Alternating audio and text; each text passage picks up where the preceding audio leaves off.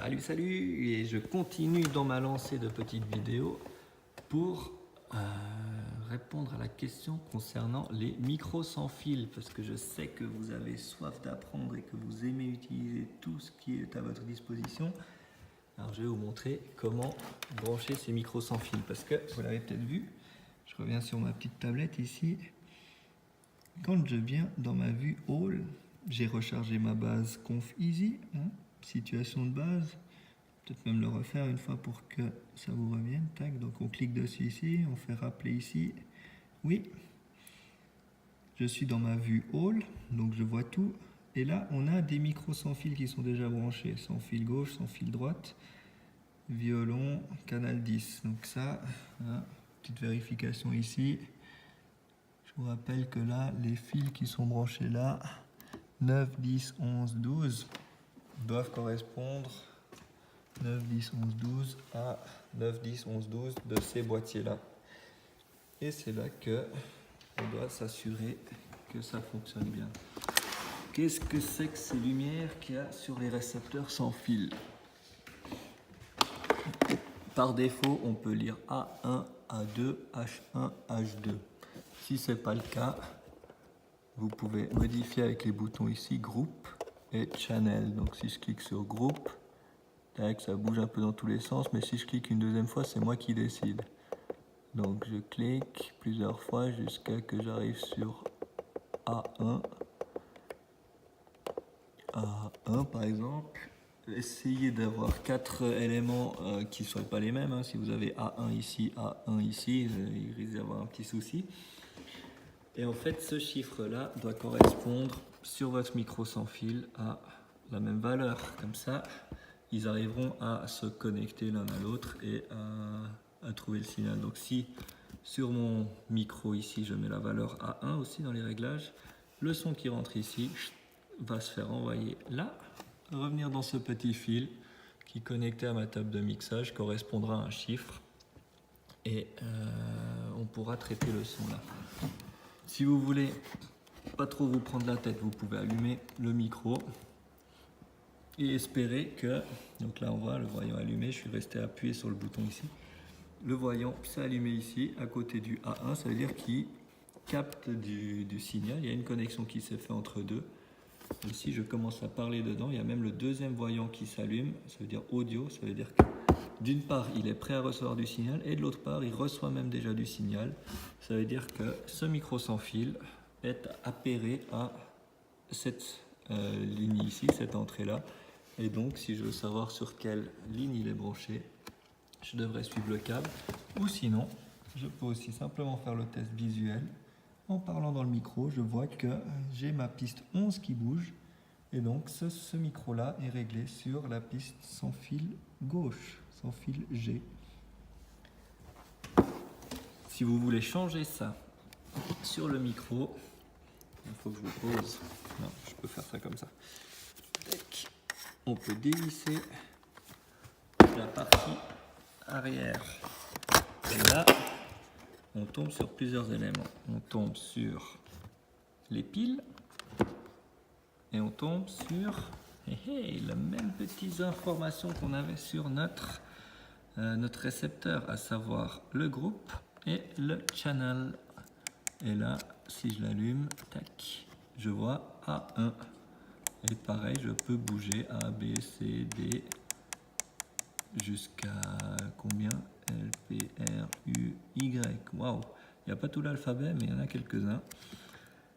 Et je peux définir du coup le channel et le groupe A1 pour ce micro. Si d'un coup je voudrais mettre le channel A2, ben je peux mettre A2. Donc on est d'accord, on est sur groupe A, channel 2. Et qu'est-ce que ça a fait? C'est que du coup c'est mon récepteur A2 ici qui s'est mis en ready, ça veut dire que je suis prêt à recevoir du son. Et si je parle dedans, ah oui, l'audio même déclenche. Par contre le A1, il n'a plus de copain et il ne capte rien. Ah, intéressant.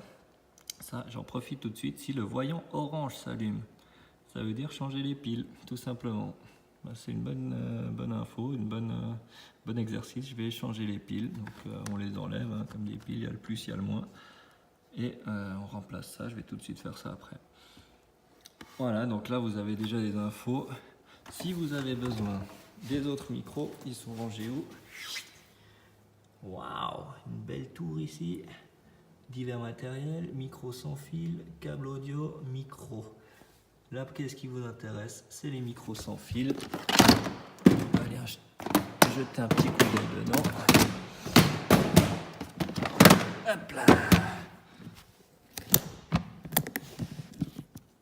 On voit que dedans, c'est pas forcément bien rangé, mais ça a le mérite d'exister. On a quoi là-dedans? On a des piles de rechange. On a 2 boîtiers plus un micro. Pourquoi que un micro? Parce que le deuxième est ici. Je range un petit peu. Et là, en gros, on a les 4 micros sans fil qui sont disponibles. Donc on a 2 micros points qu'il faut mettre sur les différents channels et groupes.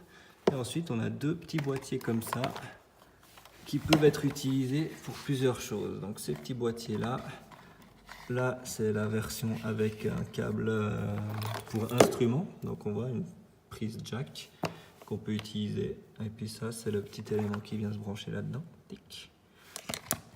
Ça, on peut l'utiliser pour une guitare, on peut l'utiliser pour le violon par exemple, pour guitare basse, ça fonctionne. Plusieurs petites utilisations possibles. Et on a aussi, tac, là-dedans, je vous secoue un petit peu, mais voilà, là-dedans, on a ces fameux micros pour des sketchs, des scènes de théâtre, etc. Des petits orateurs aussi qui voudraient avoir les mains libres. La même petite prise que ici, qui vient se brancher sur le dessus de l'émetteur. L'émetteur, on a la même chose que pour les autres micros qu'on peut tenir dans la main. Quand j'ouvre ici, petite pression sur les deux côtés, en même temps, clac, ça ouvre. On a les 2 piles de rechange. Et quand j'allume là en haut, le petit voyant vert, donc eux ils ont assez de piles, c'est cool. Et là, on a l'affichage groupe et channel H1. Et normalement, celui-là devrait avoir groupe et channel H2. Donc vous voyez normalement, tac, j'allume A1. Ah bah tiens, bon exemple, bon exercice, A1. Donc ici on va changer sur H2. Donc de base, ce qu'il faudrait c'est que lui soit sur H1, lui sur H2. Comme ça il se regroupe un petit peu sur la table de mixage et les 2 micros. Ils doivent être sur A1 et A2, comme ça aussi se regroupe. Mais comme dit, ça vous pouvez le paramétrer vous comme vous voulez. Là en haut sur les récepteurs, vous pouvez même mettre des C1, des C2, C3. C'est à vous de juste faire en sorte que entre ce qu'il y a sur le micro que vous voulez utiliser et en haut sur les récepteurs, ce soit la même chose et pas de doublons.